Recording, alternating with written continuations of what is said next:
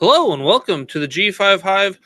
We've got a special episode for you tonight. We are with Nicholas Vattiato, quarterback for Middle Tennessee.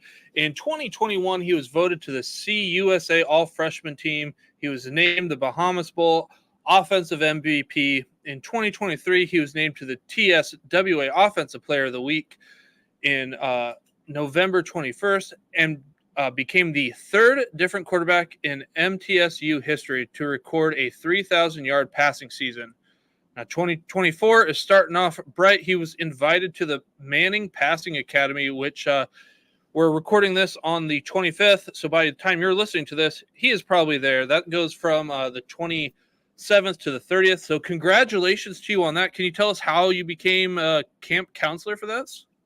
Yeah, I had the pleasure. They reached out to me, and they basically invited me to be a counselor for the camp. And I think as a quarterback growing up, like obviously I grew up watching guys like Peyton and Eli Manning, and so to get that invitation from um, Arch Manning, Peyton, and obviously the rest of the Mannings, like that was an honor and obviously an opportunity I couldn't pass up. So I'm super excited and looking forward to it. All right. Who introduced you to the game of football?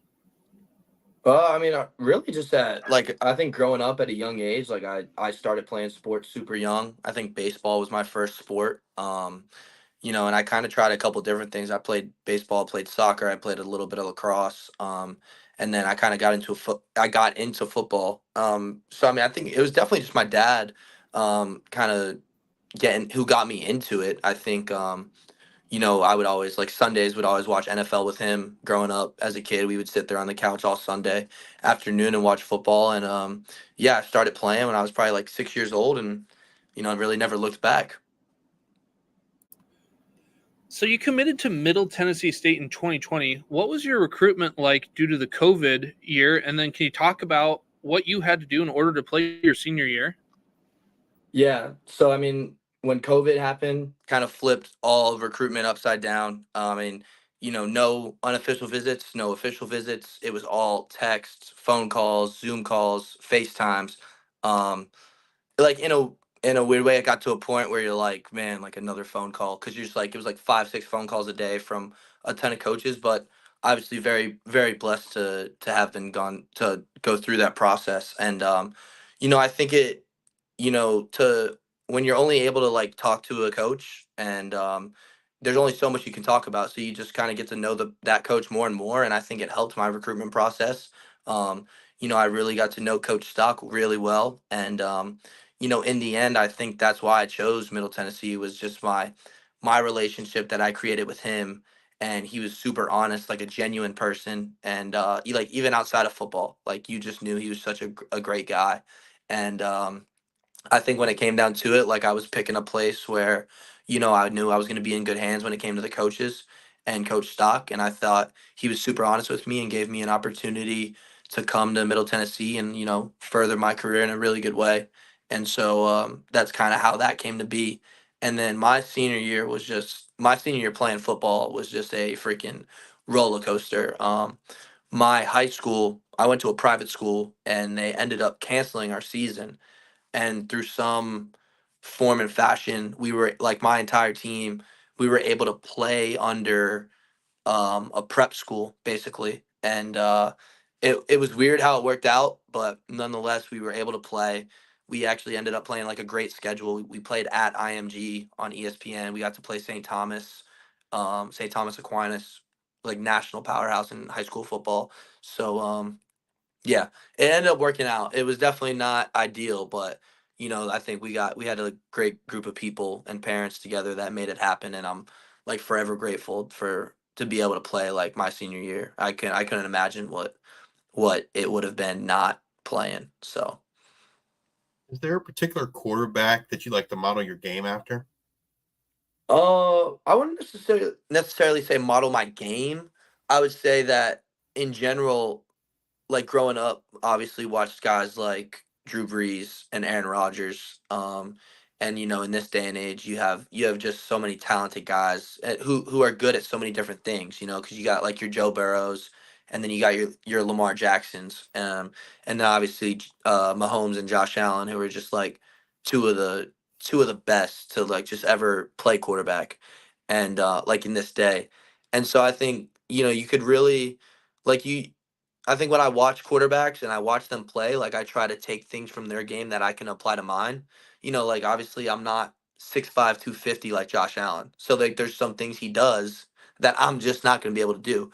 So like you got to be realistic. I think when you watch other quarterbacks, I think I love watching Joe Burrow play because everything he does is just so like it's so on time. All his ball placement is always perfect. Um, and it seems like he's always making the right reads. And so I think like you could kind of just like there's something to take from every quarterback, but I think you just got to be realistic when it comes to like, how can you actually apply this to your game? When you're watching another quarterback, NFL, high school, whatever it is, like what's the first thing you look at? Is it the feet? Is it the hips? What is it? I would say personally for me, it's how they move with their feet in the pocket and their footwork. Just because, like, I think quarterback to quarterback, like, it's so different. Watching guys move around because the way, for instance, the way Joe Burrow moves around the pocket is so different from the way Mahomes moves around the pocket, and yet, like, these guys are still able to get a good base under them, no matter what kind of pocket or situation they're in, and like just deliver a dime to the receiver. So I think feet is definitely one of the first things I look at when watching other quarterbacks. And then also I think just like their command with the football. Like I think you say like when you look at the top 5, 6 quarterbacks in the NFL, like their ability to throw the football and put it where they want it is probably what separates them from the rest of the guys. And so I think feet is definitely number one though. What do you feel is your main strength is as a quarterback? Um, I think I've always had a lot of pride in my accuracy. I feel like my accuracy is a big part of my game, and I think for any quarterback it has to be. And obviously, like still trying to continue and get better, but I definitely think I do a very good job of one understanding each play, like where the ball should go and where it needs to go, and then at the end of the day you got to make the throw. Like your receivers are going to get open for you, your O line's going to block, but you got to put the ball where it needs to be. And I really do take pride in being able to have good accuracy when it comes to it.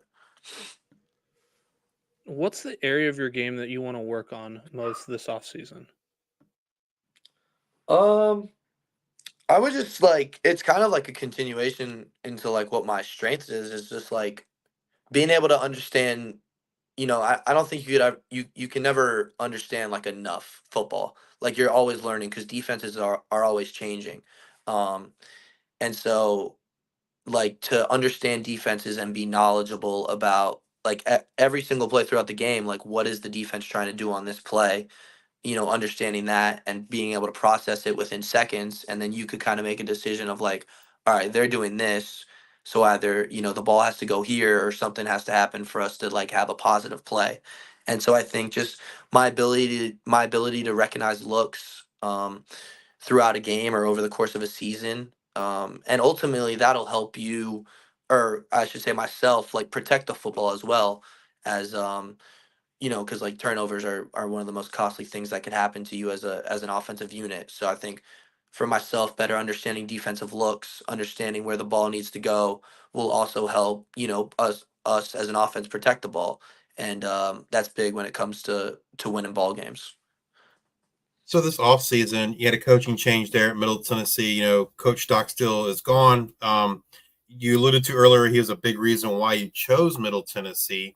Can you Mhm. talk to us a little bit about how the coaching change affected you personally in the offseason in terms of, hey, deciding what you want to do for yourself, and then, once that's done, how the offseason looks different, right? Because you got new playbook, you got new coaches, all those things. Can you kind of walk us through like the difference between what you saw this year to what you see in the past?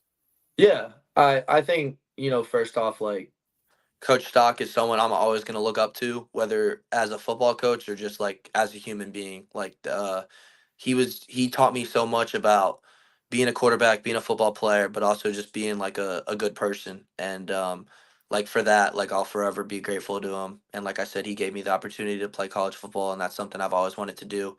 And same for Coach Brent Stockstill, who was my quarterback coach for 2 years. Like the relationship he and I created is definitely something that I'll always hold close to me. And he was just able to, I think, to really take my game to another level. And I look at him as one of the best coaches I've ever had. And I think I like I said earlier, like I chose Coach Stock and MTSU because I thought he was such a genuine person, and I think the same stays true for Coach Mason. I want to say like the day Coach Mason got hired, or it was announced that he was hired, um, he called a team meeting that night, and he didn't want to waste any time getting to meet the guys, getting to speak in front of us, and I really respected that. And because we knew like once Coach Stock got fired, like a lot of things were going to look different. Obviously, having a new head coach, and come with a new head coach probably comes like an entire new staff, and that's just the way things are in this business.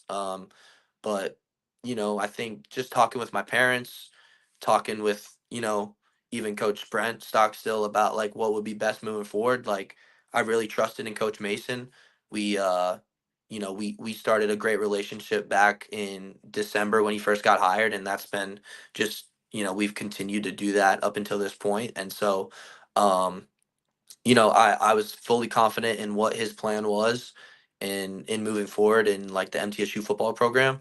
And I was just, I was excited and I was confident in staying and trusting him. And, I think everything that's come to be, whether it was like the staff he put together or the new players he's brought in, through the winter, through spring football, and now like almost getting towards a month into summer workouts, like I'm very pleased and I don't have any regrets about any decisions I made.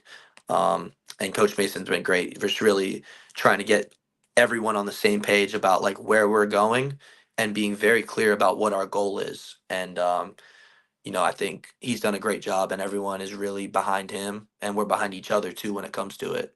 So So, like, obviously, a new offensive coordinator, you get a new playbook. yeah. Does that does that involve like more, I guess, I don't know, film study, more in the classroom work than Mhm. maybe on the field in your past off seasons, or Yeah, definitely. Because I mean, last season was our like 2023 was our second year with Coach Stewart as an offense coordinator. So obviously, when you have carryover and consistency, you're not learning everything from scratch. So you're more fine tuning different things or finding better ways to do things you've already done. And I think obviously Coach Mason comes in, hires his new staff, all new position coaches, two new coordinators. There's gonna be a lot of change, and so Coach Reeder came in, and like credit to him. Like I think Coach Reeder is a phenomenal coach. He's a great teacher. But like you said, brand new playbook. So that means like you have to take a lot of time studying that playbook, like out, not even on the field, like in the classroom. You're on the board. You're watching a ton of film, and sometimes like you go through long days when you got to lift and you got to run and then you got to go have a voluntary meeting or such, or you just got to study on your own with the rest of the quarterbacks or with a couple of the receivers. But you're trying to learn something that's brand new to you, so you have to put aside the time in order to learn it, for you to really start to be good at it. And I think we've just like scraped the surface of where we're at in Coach Reader's offense, and just really excited about all the work we've been putting in, and excited moving forward, looking forward to the season. So your new OC, Bodie Reeder, was most recently the OC at Northern Iowa. Can you describe a little bit to us and our listeners this new look Blue Raider offense? Yeah. I think Coach Reeder came in and he, like I said, he's been just a great teacher and a great coach to all of us, not just quarterbacks, because like we'll sit there in an entire unit meeting and we'll watch one play for 10 minutes and he'll go through everyone's responsibility from the quarterback to the running back to the O line to the receivers. Um, and I think in terms of what you can expect, like it'll definitely be different for MTSU fans and people who are used to watching our games. The last two seasons we were an air raid spread team, and I think this season you'll see um, a lot more variations when it comes to our personnel, when it comes to our run game. a lot more play action. You'll probably see some more nakeds and bootlegs. And I mean, you can expect every play to have some type of shift or motion. Um, very similar to like you see in the NFL, like the teams like 49ers do it, or even collegiate teams like Georgia utilizes a lot of shifts and motions, and I think that's something that we really pride ourselves on. Is that like we'll never, rarely do we ever just line up and run a play. There's some type of pre-snap shift or motion that's going on, and I think we're all super excited about it. I thought we had a great spring, and that's carried over into the start of a great summer period for us, and super excited just moving forward in it. What are your goals for 2024 and moving forward? Yeah, I think, you know, like I said, Coach Mason was very clear when he came in about what his expectations were and like where he wants us to go. And, I think you look at it, it's like you can sit there from the outside looking in, you could say they have a new head coach, they have a brand new coaching staff. I think we have like about 40 new players. So you can sit there the outside looking in and be like, well, like, hopefully they can battle in a few games, win some conference games, and maybe make a bowl game. But Coach Mason's been very clear, like, our goal is to go in every game and execute our game plan and find a way to dominate that game and win. And so I think, and I know we talked about it a little bit with the new playoff system and the new opportunity for more group of 5 teams to be in the playoff. And it's like there's no reason that teams like ourselves can't get to that point. We had Liberty, who's in our conference, was probably one of the best group of 5 teams last year. And like teams we play this year, like Memphis, very, very good team, very, very good group of 5 team. And I think just when you look at stuff like that, like that is our goal. Like that's where we want to be. And Coach Mason's been very clear about that, and that's the direction he has us moving in. And so I think we're very excited about it. And I think at the end of the day, when it comes to like the season wins and losses, like you just got to take it game by game. Our first game is versus Tennessee Tech. Our second game is versus Ole Miss. You got to look at those games the exact same way, and you got to go in with the same mentality, and that has to be to win that game. In today's college football world, NIL and the transfer portal are huge parts of it. How do you feel about those changes, and how have you seen it impact college football, positive and or negative? Yeah, it's definitely been a huge change. I think, I mean, transfer portal first, like the transfer portal is just a insane place to be in a weird way. Like obviously, like it can it can help and hurt a team. I think for a team like us, like we definitely benefited from it. With a new head coach, we had a lot of important guys from last year leave. A lot of guys who I was really good friends with, who I still talk to this day. But we had to find a way to get guys in, and get guys in who can play now and kind of fill those spots that we uh that we had leave. And so like I think it's a good thing, and I think it can be really good for the opportunity of like players like myself. And I think like you see that in guys like Amari Kelly, who we were able to get as a transfer, guys like Gamarion Carter, who's another receiver we were able to get in the transfer portal. Um and I think like when it comes to NIL, like I don't know if anyone knows if NIL is good or bad or whatever it is. I think it's just one of those things that it is what it is, and I don't know if anyone can really control it. I think it's a good thing that guys are going to be able to like profit off of their name and image and likeness, and I think it's good for like growing your brand. And like even like here, like like you could say like a smaller school like MTSU, like it's not like NIL isn't to the scale as what like some of these Power Five schools are, but at the same time, like you have your small businesses in Murfreesboro that could, sponsor or want to sponsor a player here and there, or anything or something like that. And I think it'll be something that's ever growing, and it's something that's definitely here to stay now. And yeah, the amount of money being thrown out is crazy at some schools, but like that's just kind of what it is, and you gotta accept it. All right, here's your opportunity to talk glowingly about your teammates. Is there a player, or I should say players, that you feel that maybe have not gotten a lot of playing time in the past or are new to Middle Tennessee, but by the end of the season, they're going to be a household name in 2024? The first guy I think about when I hear that question is one of our running backs, Jakale Middlebrook. He was a true freshman last year. I think he played in the first 4 games and then ended up redshirting the rest of the season.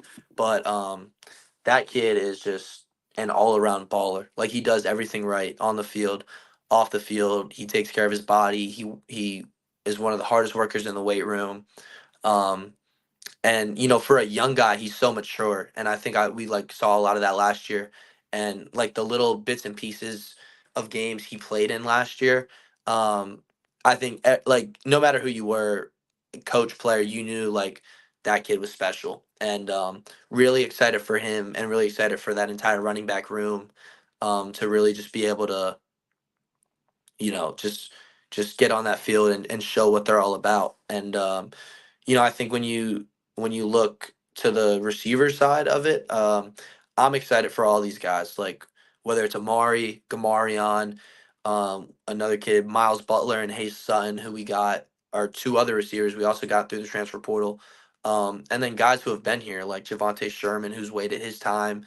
When Coach Mason got hired, he was one of the guys who also stayed. And I think he'll have a good opportunity to get on the field and make plays. And then obviously, guys like Holden Willis, who kid comes to work every day, does what he's supposed to. He works hard, and you really see it on the field.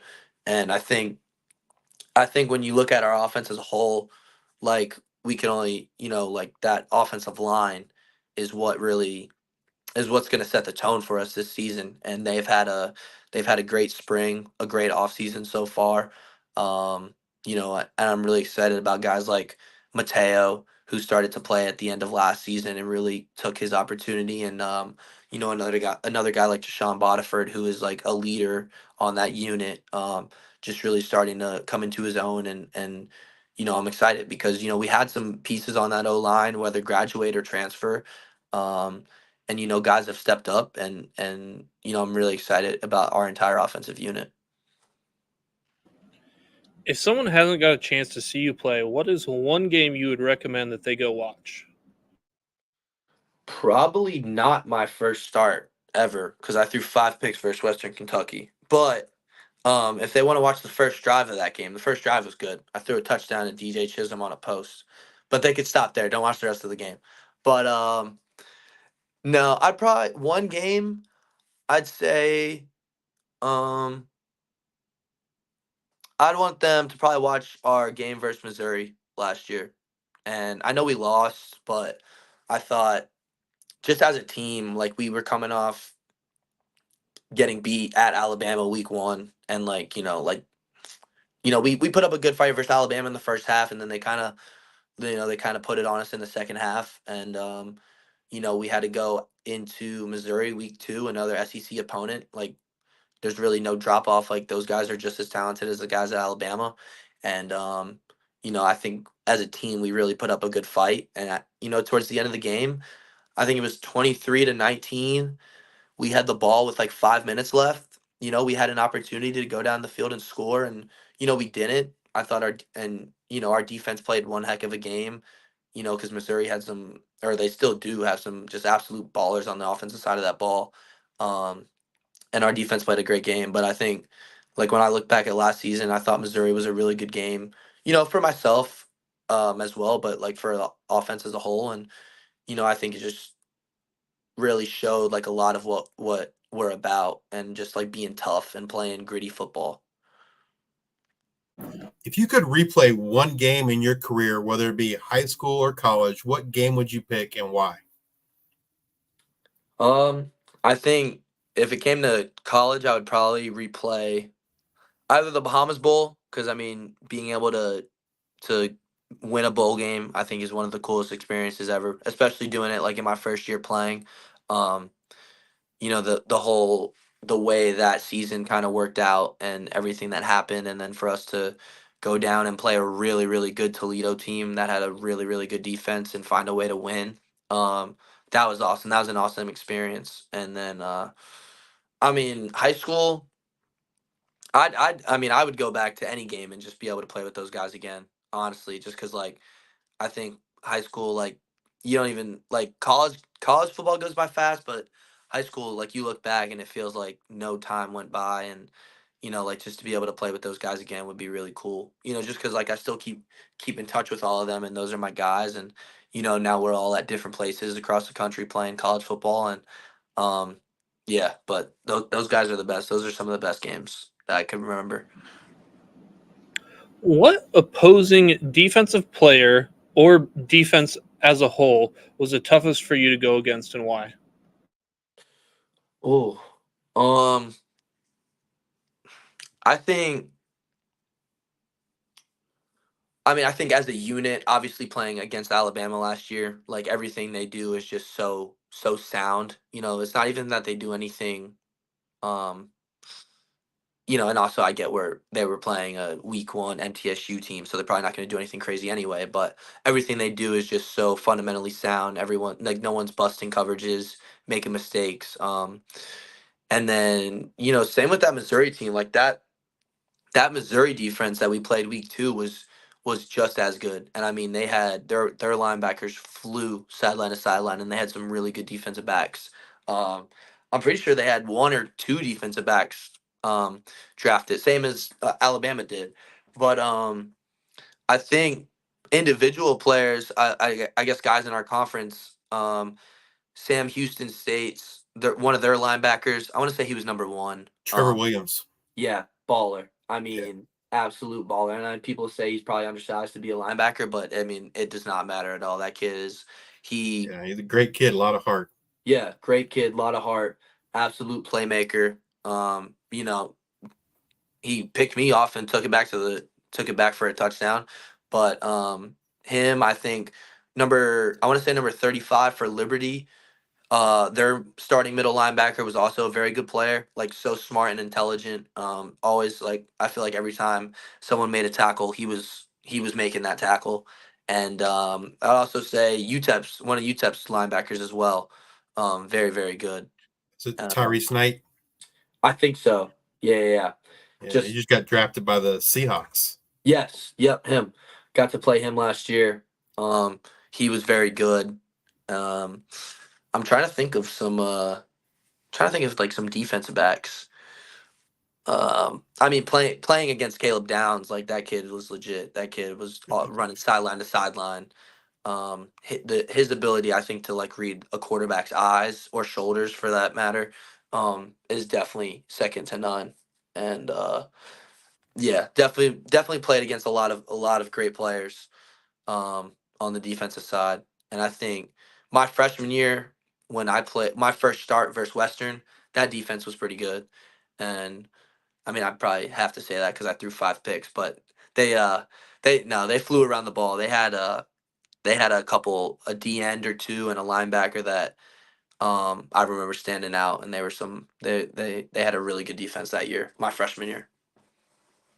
Is there a particular routine that you have on game days, or a song or artist that you must listen to before games?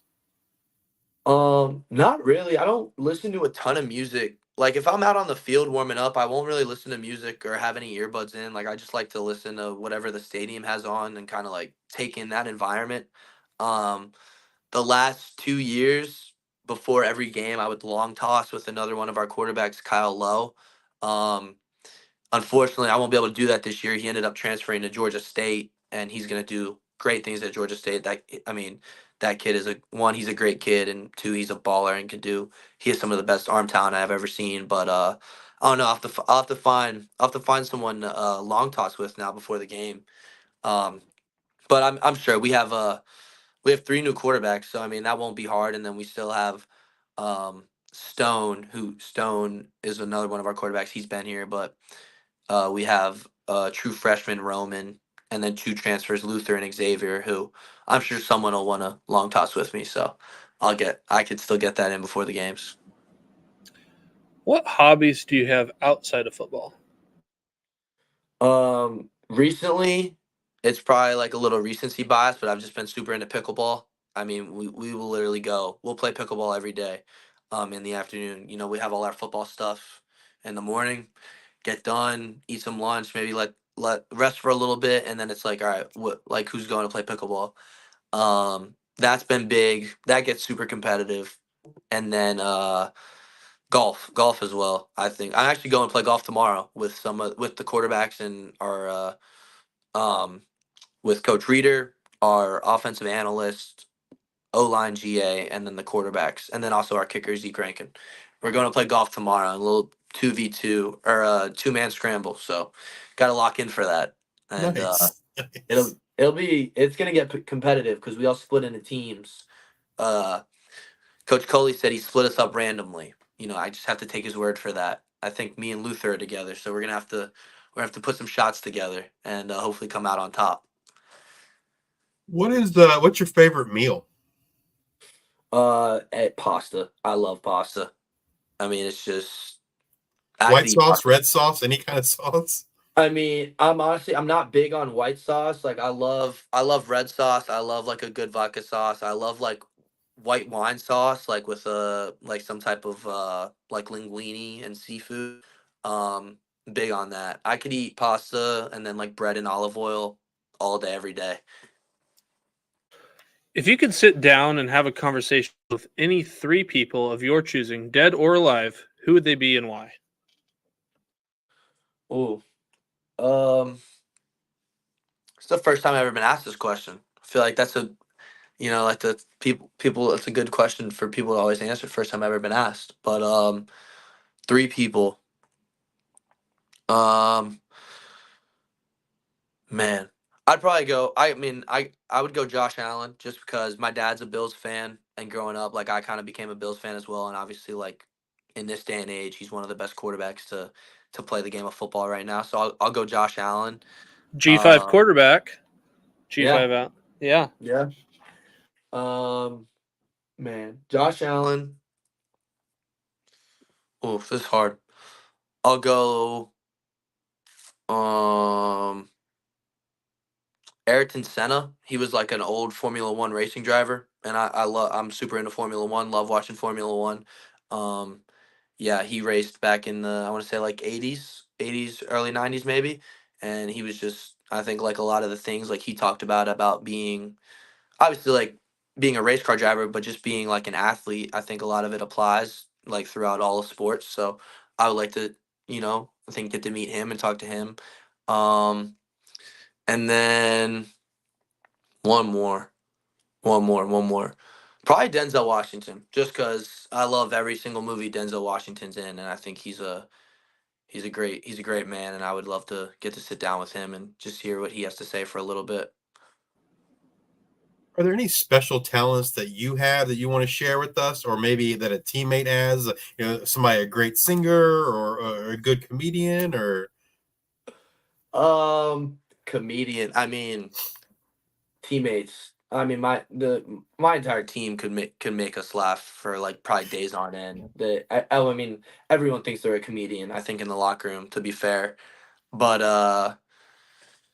no, I don't really have anything. I feel like you know my roommate Mitch plays receiver on the team.